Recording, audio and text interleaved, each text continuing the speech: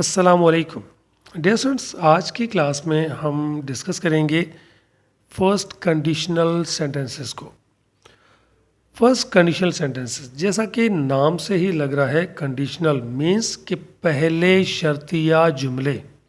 अभी जो फर्स्ट हमने कहा, फर्स्ट से मुराद ये है कि इंग्लिश में 4 किस्म के कंडीशनल सेंटेंसेस होते हैं। Zero conditional, first conditional, second conditional और थर्ड कंडीशनल। तो आज की क्लास में हम जिक्र करेंगे फर्स्ट कंडीशनल सेंटेंसेस का। पहला मशरूत मुस्तकबिल के मंजरनामे का इजहार करता है। हो सकता है फर्ज कर लिया जाए कि शर्त पूरी हो गई है, नतीजा आने का इम्कान है। अब जैसा कि मैंने आपसे कहा कि पहला मशरूत जो है मुस्तकबिल के मंजरनामे का इजहार करता है, और फिर हमने कहा कि हो सकता है फ़र्ज़ कर लिया जाए कि शर्त पूरी हो गई और नतीजा आने का इम्कान है। इसका मतलब यह हो गया कि शर्तिया जुमलों में, कंडीशनल सेंटेंसेस में, एक जुमला वो होता है जिसमें शर्त होती है और दूसरा जुमला वो होता है जिसमें नतीजा होता है, मीन्स कि आउटकम होता है। तो आइए सबसे पहले हम जानते हैं कि इसका फार्मूला क्या है। कंडीशनल फर्स्ट कंडीशनल सेंटेंसेस का फार्मूला जो है, उसके लिए हम सबसे पहले इफ़ यूज़ करते हैं plus simple present tense. If के माने होते हैं अगर, और plus simple present tense. Simple present tense means कि प्रेजेंट इंडेफिनिट टेंस। अब आप प्रेजेंट इंडेफिनिट टेंस कहें या इसको सिंपल प्रेजेंट टेंस कहें, बात एक ही है।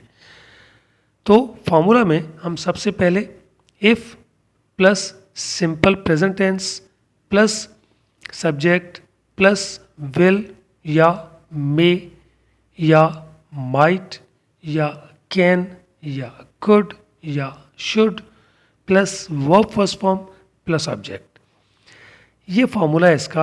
अब बात करेंगे कि विल या मे, माइट, कैन, कुड, शुड ये क्यों हम यूज़ करेंगे। जैसा कि मैंने आपसे कहा कि पहला जुमला जो है वो है शर्त। अब शर्त जो होगी वो प्रेजेंट सिंपल टेंस में होगी, मीन्स कि प्रेजेंट इंडेफिनिट टेंस में होगी। नतीजा जो है वो फ्यूचर इंडेफिनिट का में हो सकता है, मे में हो सकता है, माइट में हो सकता है, कैन में हो सकता है, कुड में हो सकता है, शुड में भी हो सकता है।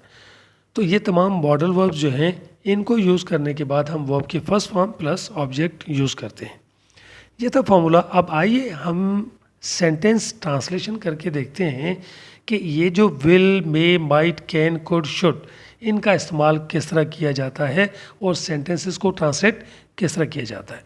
आइए सेंटेंस ट्रांसलेट करते हैं ताकि आप जान सकें कि ये तमाम जो हेल्पिंग वर्ब या मॉडल वर्ब इस्तेमाल किए गए हैं फार्मूला में, इनको हम सेंटेंस ट्रांसलेशन में किस तरह यूज़ कर सकते हैं।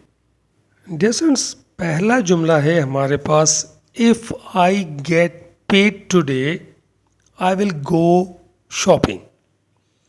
अगर आज मुझे तनख्वाह मिलती है, या इसको आप ऐसे भी कह सकते हो कि अगर आज मुझे तनख्वाह मिलेगी तो मैं ख़रीदारी के लिए जाऊंगा। अब देखें, अगर मुझे तनख्वाह मिलेगी, ये लगता ऐसे है कि फ्यूचर इंडेफिनिट का जुमला है, लेकिन ये फ्यूचर इंडेफिनिट का नहीं है क्योंकि ये शर्त है, अगर मुझे तनख्वाह मिलेगी। इट मीन्स कि इस जुमले को हम यूज़ करेंगे प्रेजेंट सिंपल टेंस में, मीन्स प्रेजेंट इंडेफिनिट टेंस में। कंडीशन प्रेजेंट इंडेफिनिट टेंस में हो गई। आई विल गो शॉपिंग मीन्स कि मैं ख़रीदारी के लिए जाऊंगा। अब ख़रीदारी के लिए जाऊंगा, ये जो है गा, गी, गे, जैसा कि आप जानते हैं कि फ्यूचर इंडेफिनिट है, तो यहाँ हमने फ्यूचर इंडेफिनिट टेंस यूज़ किया।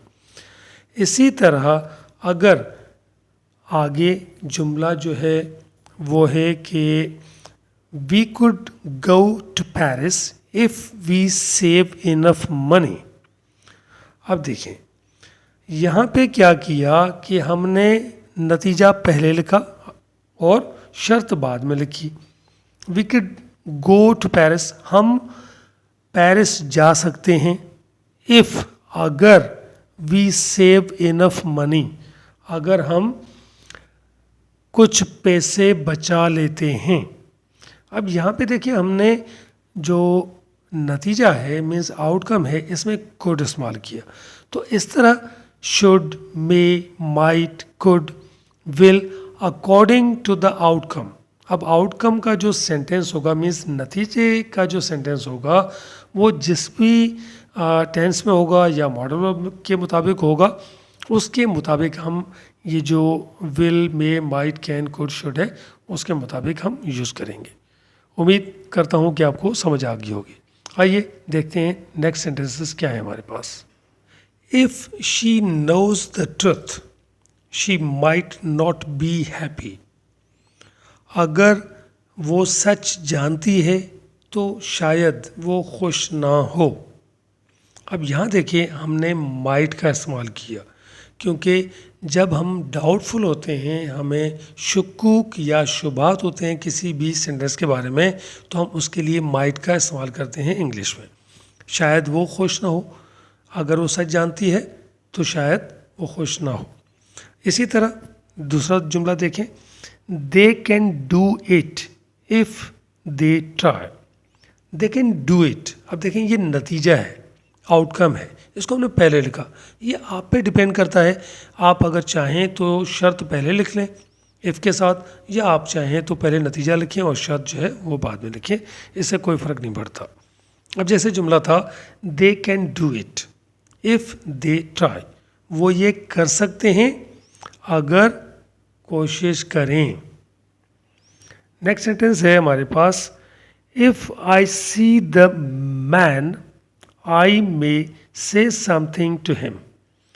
अगर मैं आदमी को देखूंगा तो मैं उसे कुछ कह सकता हूँ।